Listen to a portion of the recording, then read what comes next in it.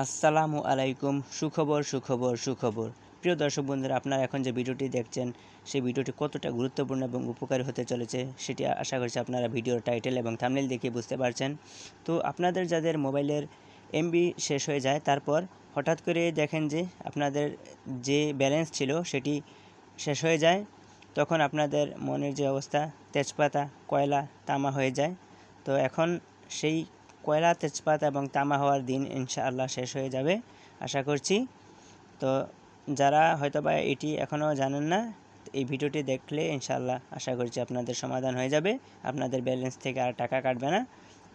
তো আপনারা কিভাবে সেটি করবেন সেটি এখন ইনশাআল্লাহ দেখবেন।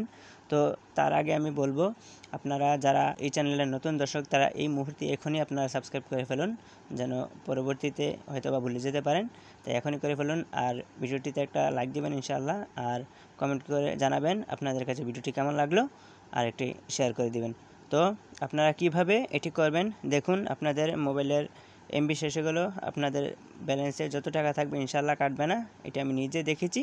তো আমি দেখেছি বলে আপনাদের মাঝে এটি শেয়ার করছি। যদি আমি নিজে দেখতাম যে হচ্ছে না, তাহলে আপনাদের মাঝে এটা আমি শেয়ার করতাম না।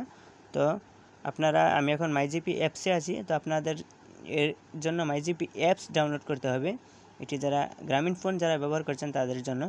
তো মাইজিপি অ্যাপস ডাউনলোড করার পরে তেমন বেশি এমবি নয় মাইজিপি অ্যাপস। তো আমি এখন এই যে হোমে আছি।